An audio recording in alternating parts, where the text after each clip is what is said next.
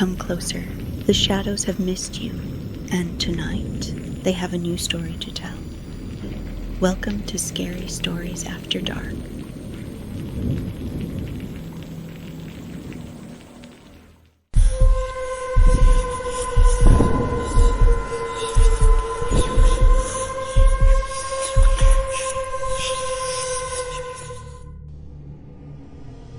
Fog swallows the tree line like a living thing. Its edges curl around the branches, pale fingers of smoke grasping at the ground. Dead leaves spiral in slow circles on a trail that used to be a road. Beyond it, only blackness and the hushed moan of trees bending under October wind. A man lurches into frame, breath steaming. His phone's flashlight bobbles in his shaking hand, cutting thin stripes of white through the gray. He's laughing. Too loud. Macabre witches, he sneers, pointing the camera at himself. Come on out, I'm not scared. All your spooky little stories are... Something snaps behind him. A branch? No. A voice. Low, wet, and ancient. He spins the light toward the noise. Fog, trees, nothing. His laugh comes out cracked. Real original, he mutters to no one. Trying to... The flashlight flickers. The trees shift. No, move. Trunks stretch taller, bark twisting like skin. Faces push out of the wood grain, empty eyes, mouths frozen mid-scream. The man's breath catches. Okay, he whispers. Enough. A figure stands 10 feet ahead, hooded, too tall. It tilts its head slowly, like an owl studying prey. Its hands hang long and pale at its sides. More figures bleed out of the fog behind it, 30, maybe more. Their outlines shivering like heat mirages. The man's phone vibrates, a flood of static. A whisper leaks from the speaker close to his ear. The woods remember. He runs. His beam slices through fog, catching glimpses of claws, ropes of black hair, faces flickering in and out of the trees. Shadows dart beside him, impossibly fast. The whisper rises into a shriek. He trips, hits the ground. His phone lands face up, still recording. All the camera sees now is his terrified eyes, the fog behind him, and a hand, long, veined, jointed wrong, reaching down out of the mist. His scream tears through the night as the screen bursts into static.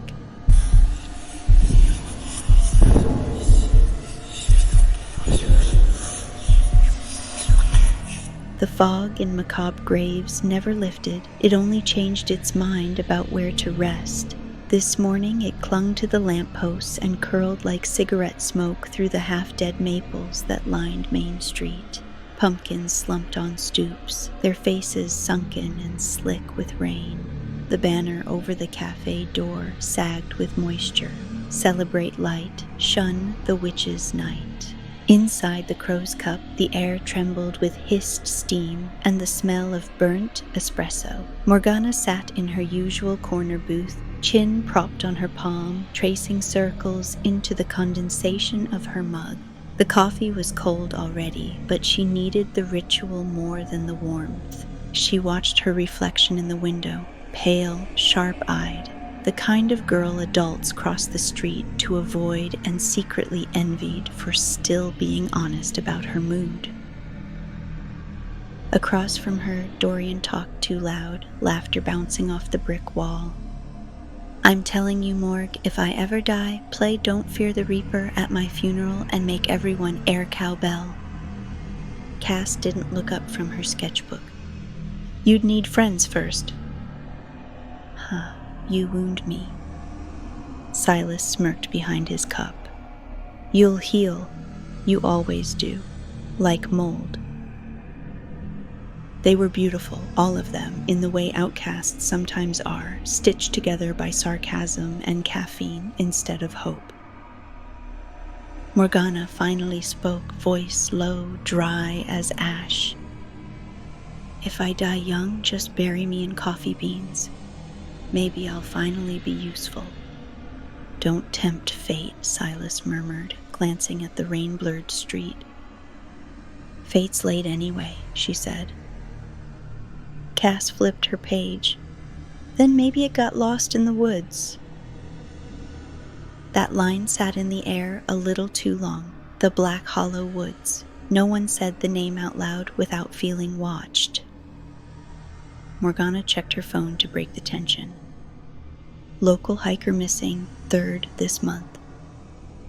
Her stomach tightened. She pretended not to notice. Town's gonna blame witches again, Dorian said. Same script every October. Silas leaned back. Yeah, but this year feels louder.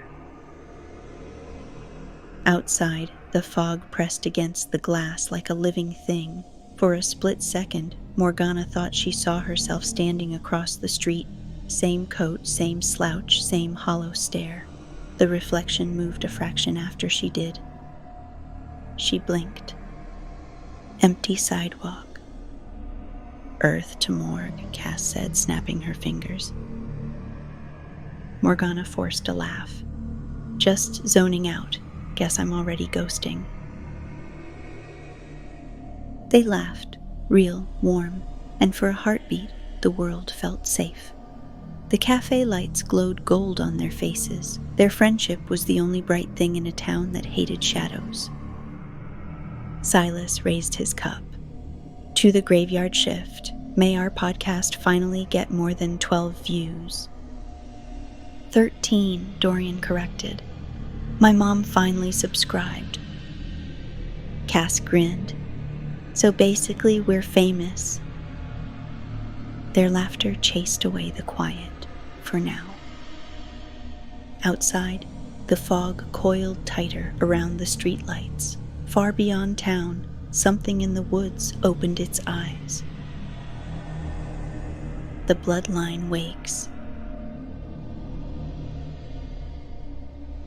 The fog hadn't moved since morning, it only thickened.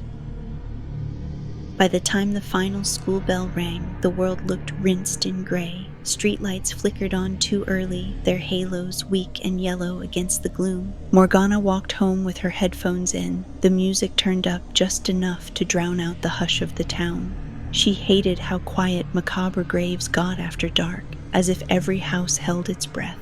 She passed the old cemetery on Maple Street, rows of crooked stones swallowed by mist. The smell of damp earth followed her until she reached her street. For a moment, she swore she heard whispering behind her, faint as wind slipping through cracks, but when she turned, the fog only folded in closer. Inside her house, the air felt wrong, too still. Her mother's voice drifted from the kitchen, soft, distracted, talking to someone on the phone. Morgana mumbled a greeting and went straight to her room. The mirror above her dresser caught her first. She didn't mean to look, but her reflection seemed brighter than the room itself. Eyes darker, skin paler. Her own face tilted a half second after she did. She froze. The reflection smiled. Morgana's stomach dropped. She blinked and it was gone. Her normal face staring back, lips parted, pulse in her throat. Okay, she whispered. Sleep deprivation, totally fine. She opened her window for air. The fog outside crept over the sill like breath, cold and smelling faintly of ash. Somewhere far off, a sound like chanting carried on the wind, just a murmur like voices humming under the world. Her phone buzzed, a text from Silas. Graveyard shift meeting? Dorian's bringing horror donuts. She smiled, thumbs hovering over the keys, then paused. The screen flickered. For an instant, her reflection appeared in the black glass of her phone. But her eyes were voids, 2 pits of shadow with faint threads of smoke curling out. The device slipped from her fingers and hit the carpet. "Morg?" her mother called from the kitchen. "Everything okay?"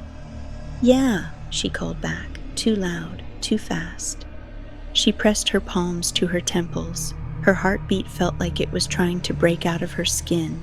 When she looked at her hands, she saw them, thin, dark lines crawling beneath the surface, like ink veins blooming from her wrists. They vanished when she blinked, but the ghost of their ache remained. She sank to the edge of her bed, breathing slow. It felt like something inside her was waking up, stretching after a long sleep. Outside, the fog thickened again, swallowing the street, the lights, the horizon. Deep in the woods, something whispered her name. Morgana. Her eyes fluttered shut, and for a moment she saw it. An enormous mansion wreathed in black trees, windows glowing with candlelight. A voice inside her head said home. When she opened her eyes, she was still in her room, but the whisper hadn't left. It lingered, curling around her heartbeat. And for the first time in her life, Morgana wasn't sure if the darkness was outside her window or inside her veins. The fog hadn't lifted all day. By dusk, it was a living thing, crawling across the streets, swallowing the sidewalks, wrapping around cars like a shroud. The world felt muffled, distant, like someone had put the whole town underwater.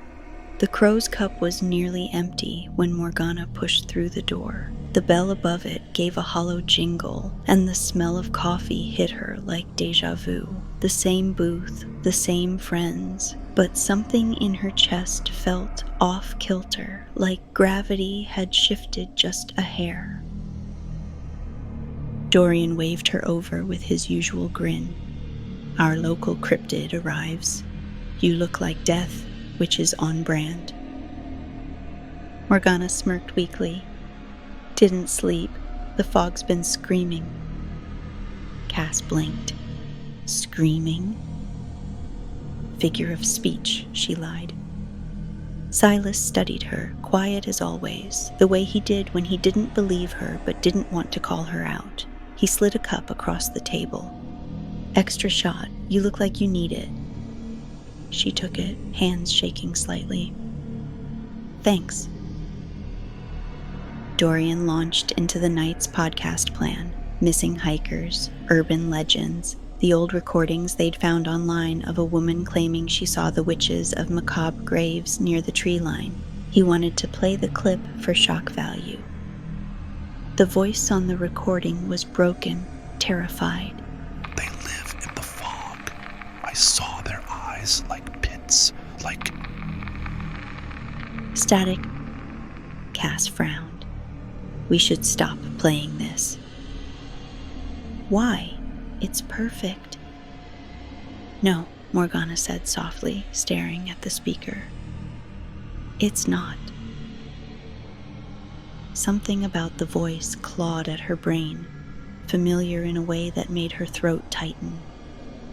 A gust of wind hit the cafe windows. The fog pressed against the glass hard enough that the streetlights disappeared. For a second, the entire world outside turned white. Then a handprint appeared in the condensation. Too large, too long. Fingers tapering into claws. Dorian jumped up. "What the..." The print faded as quickly as it came. The door creaked, though no one had touched it. Morgana's vision blurred.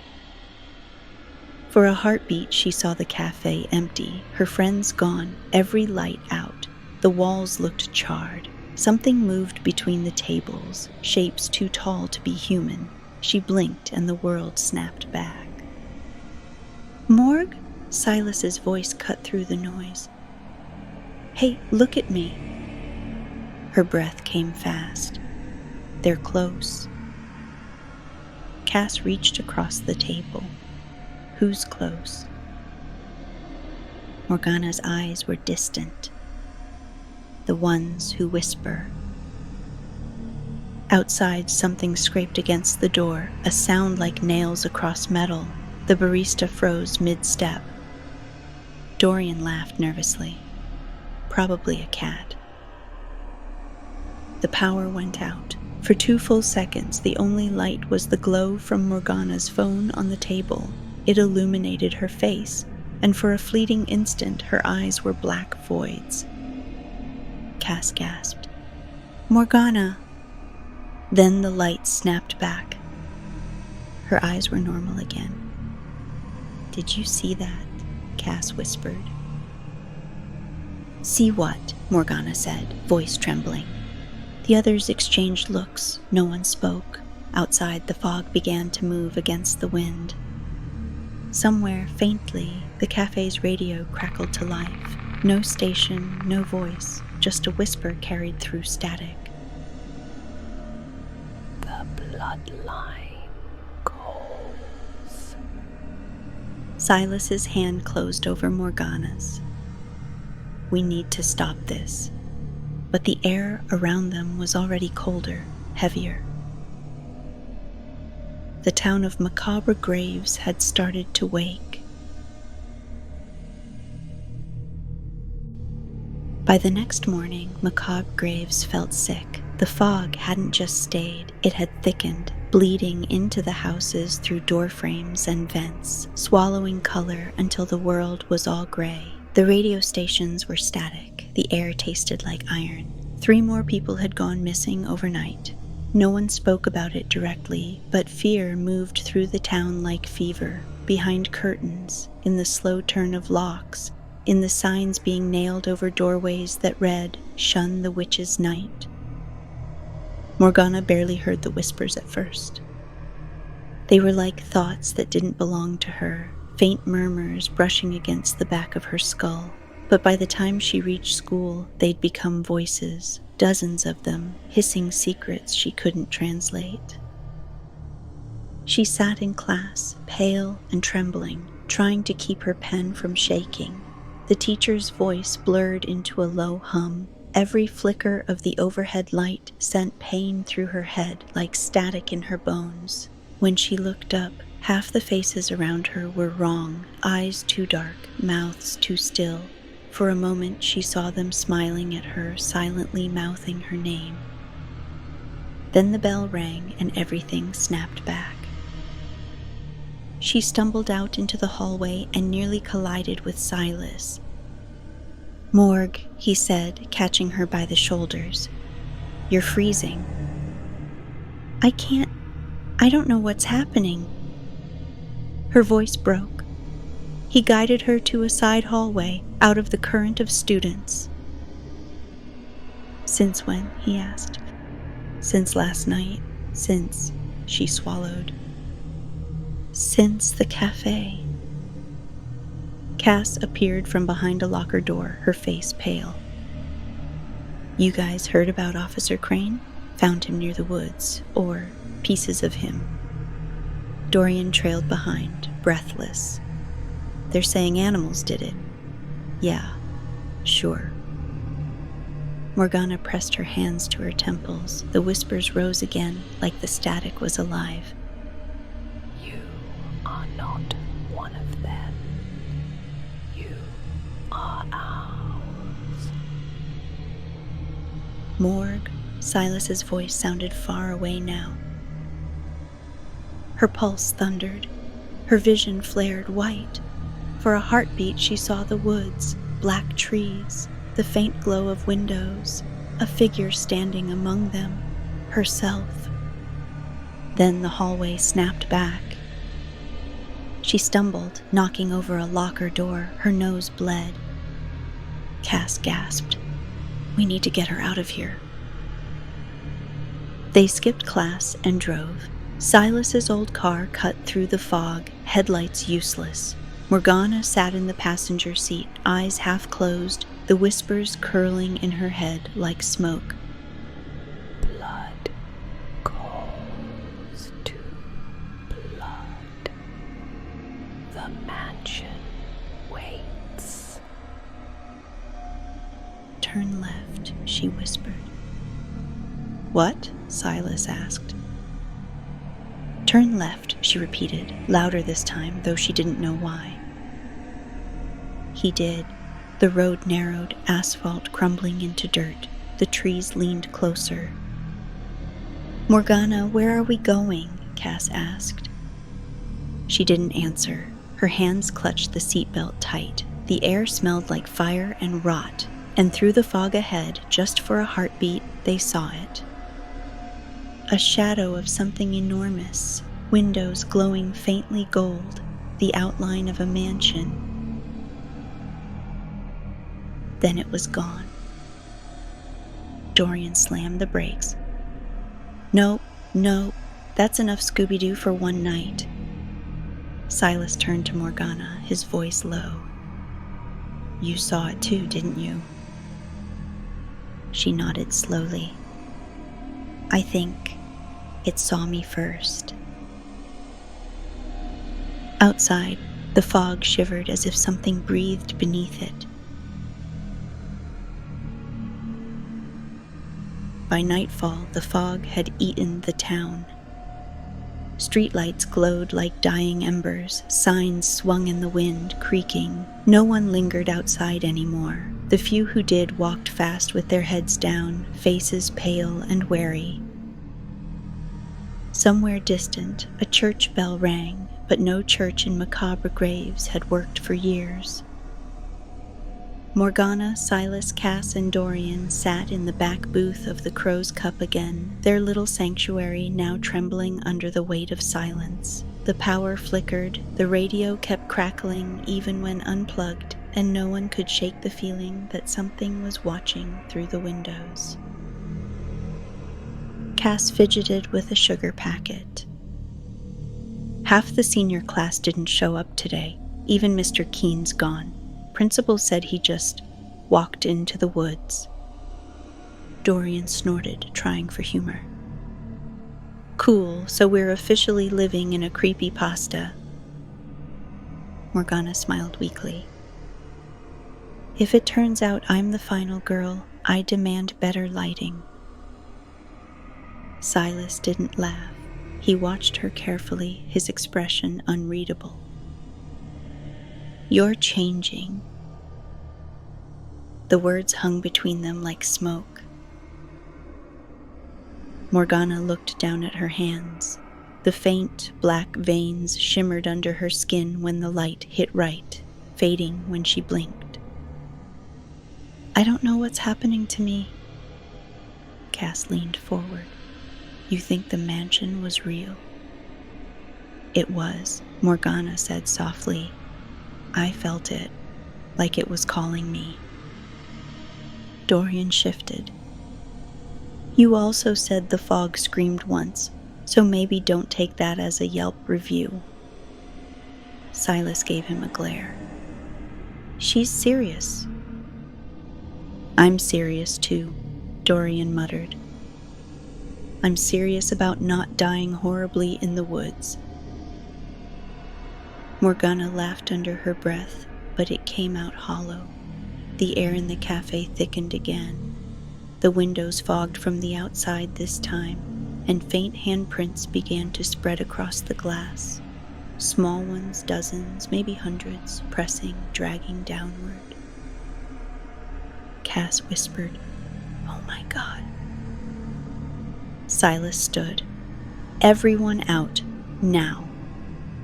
They bolted for the door, stepping into the freezing air. The fog moved like water, curling around their legs, tasting them. Something whispered Morgana's name. She turned and froze. A figure stood by the lamppost across the street. It looked exactly like her. Same coat, same hair, but its eyes were voids. Its mouth twitched into a wrong kind of smile. "Morgana?" Cass whispered. Her voice caught. The other Morgana tilted its head, curious, like it was trying to remember how to be human. Then it blinked out, leaving only fog. Silas grabbed her wrist. "We're leaving." They drove again, Fast, headlights carving through mist that refused to move. Houses blurred by, dark and silent, until the road thinned into forest. And then there it was. The mansion. It rose from the trees like a wound in the world, spires crooked, windows glowing with faint, throbbing light. Its gates hung open, draped in vines that pulsed as if breathing. The fog bent around it, not through it, as if the air itself obeyed its walls. Dorian slammed the brakes hard. "Still think this is fake?" Silas asked. "No," Dorian said quietly. "Now I think we're screwed."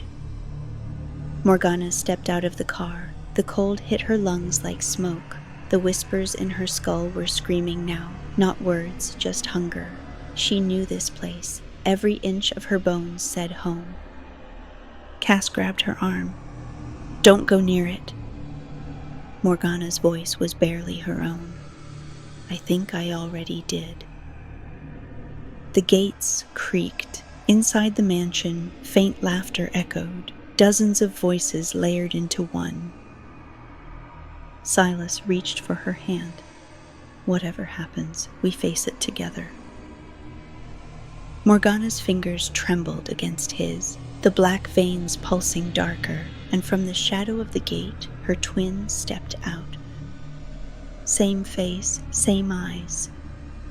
Only this one smiled first. "Welcome home, sister." The fog swallowed the rest. The gate closed behind them with a sound like a throat clearing. The mansion loomed ahead, all crooked towers and breathing walls. Every window pulsed with dull gold light, as if something inside was alive and beating. The fog hung back at the fence line, swirling in slow, reverent spirals. Morgana could barely hear her friends over the noise in her skull. The whispers had become screams, hundreds of them, thousands, all whispering her name in overlapping voices. Welcome home, child of the dark. We have waited for you. Her twin stood on the path, barefoot, her feet sinking into the wet earth as if it loved her. The black veins climbed up her neck like vines. When she smiled, the fog recoiled. "Who are you?" Silas demanded, stepping in front of Morgana. The twin tilted her head. "You already know."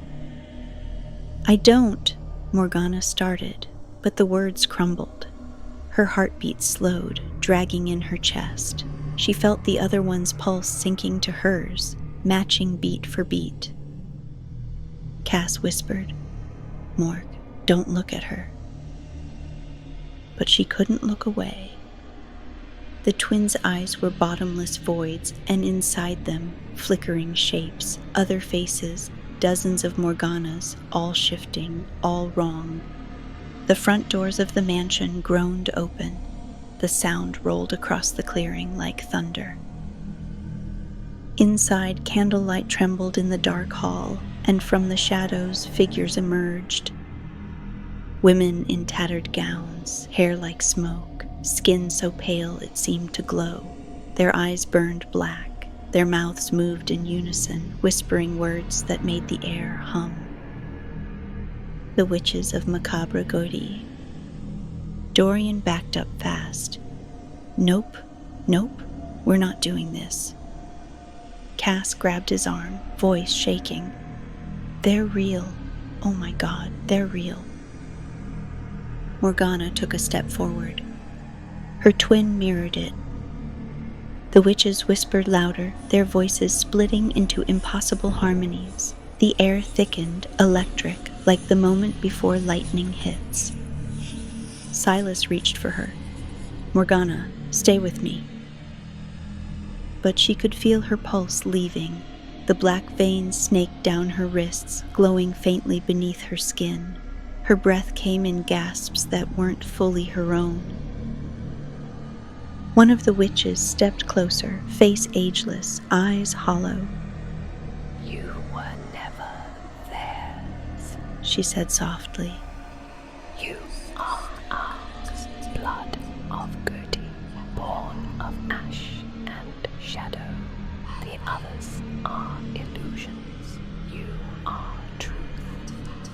Morgana shook her head, tears in her eyes. No, I'm me. Not yet, The witch smiled. but you will be. The twin reached out her hand. Come, sister, let them burn for you. Something deep inside Morgana screamed, yes. And something else, small, human, terrified, whispered no. The world tilted. Windows shattered, candles flared, the air filled with 1,000 shrieking voices as the witches began to move. Cass shouted, "Run!"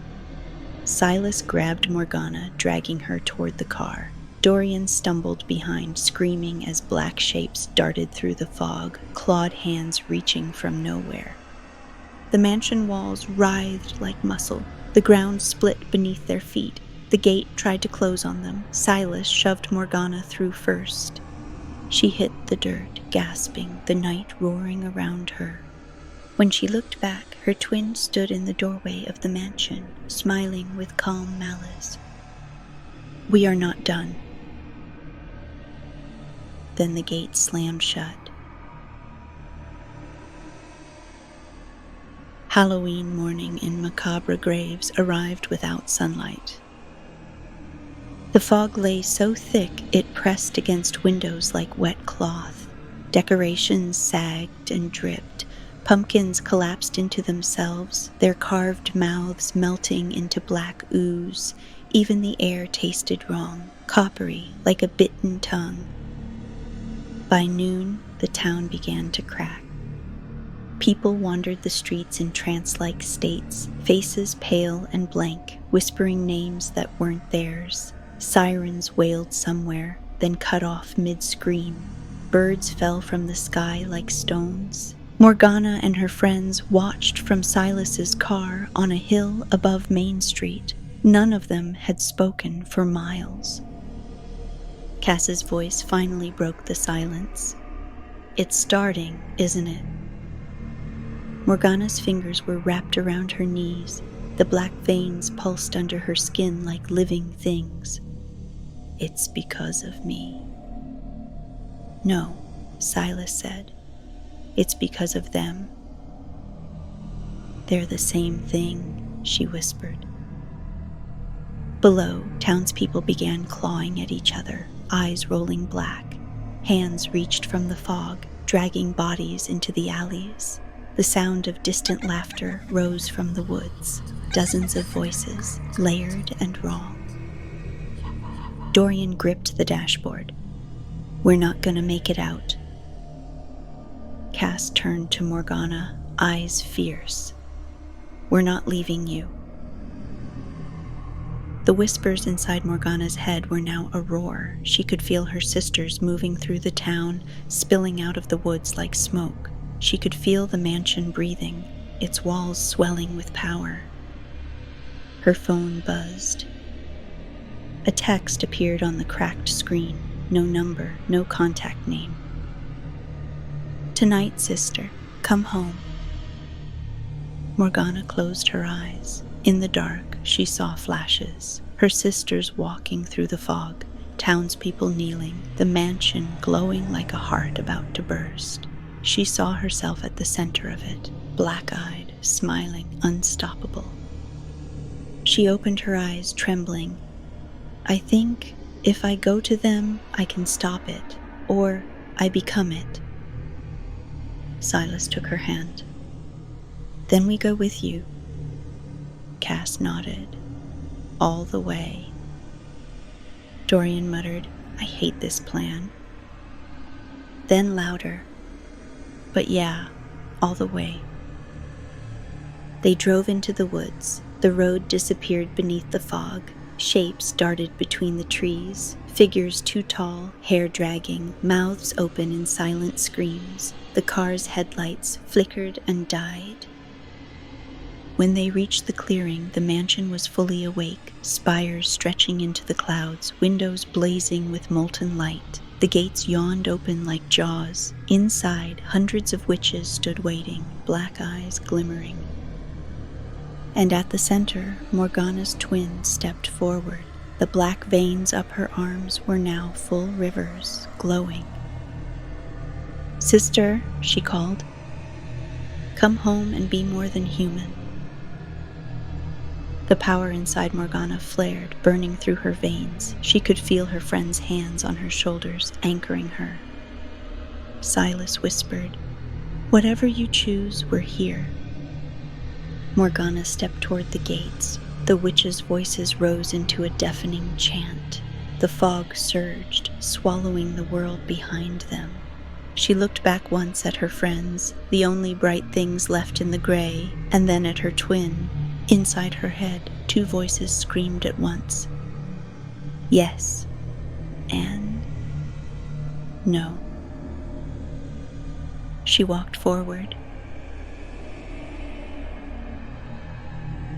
The mansion's doors opened before she touched them. They swung inward on their own, sighing like something alive.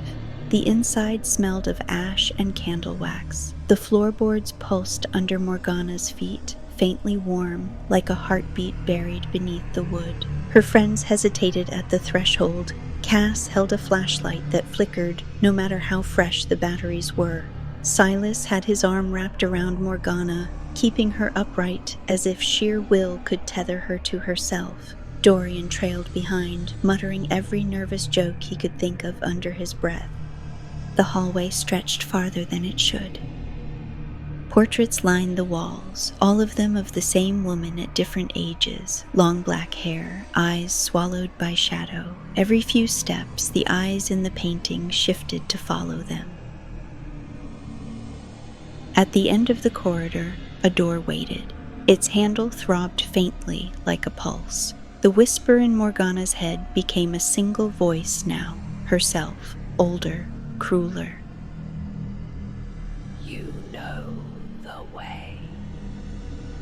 She reached for the handle. Her hand trembled. The veins up her arm glowed through her skin. Silas caught her wrist. "You don't have to." "I do." The door opened. The room beyond was a cathedral of candlelight. Thousands of candles floated in midair, their flames black. At the center, a circle of witches knelt in silence. Their faces were pale masks, their eyes open and endless. In the middle of them stood her twin, waiting calm and radiant, hands folded as if in prayer. "Morgana," the twin said, "you are the last piece." Morgana stepped forward. "I'm not your piece." The twin smiled. "You can't deny what you are." The witches rose, voices blending into a low, resonant hum. The walls shook. The floor split open in cracks that glowed red. The mansion breathed. Cass grabbed Dorian. "We need to go." Silas didn't move, not without her. Morgana's head throbbed with heat. Her vision bled to black around the edges. She saw herself in the twins' eyes, every cruel reflection, every hungry whisper she tried to ignore. The same face, the same blood. The twin raised a hand. "Let go, sister. Be what you were born to be." For a heartbeat, Morgana almost did. The darkness felt warm, welcoming, familiar. Then Silas shouted her name, not the cursed one, not sister, but Morgana. The sound cut through the hum like lightning through fog. Her veins flared white, the candles guttered. The twin hissed, "No!" Morgana's scream tore the air apart. Light burst from her skin, flooding the room. The witches shrieked, their bodies unraveling into ash. The mansion roared like a living thing dying. The twin lunged, too fast, too human. Morgana caught her by the wrists. For a moment, they were mirror images locked together, light and dark, flickering back and forth. "We are the same," the twin cried. "Not anymore," Morgana whispered. She pulled the light inward, and the twin dissolved into smoke. The mansion's heart gave one last beat. Then silence. When the fog cleared, the candles were gone. The witches were gone. The walls had turned to stone. Morgana fell to her knees, trembling, her hands burned and glowing faintly. Silas rushed to her side. Cass and Dorian appeared from the doorway, coughing through the smoke. "Morgana," Silas said softly, "is it over?" She looked at her hands. The black veins had faded, mostly, but when she met his eyes, her pupils flickered with a faint gold light. "I don't know," she said. Outside, dawn broke over Macabre Graves for the first time in weeks. The fog pulled back toward the forest, dragging whispers with it. In the distance, where the mansion had stood, only mist remained. But sometimes, when the wind hit right, the town swore they could still hear a heartbeat beneath the ground.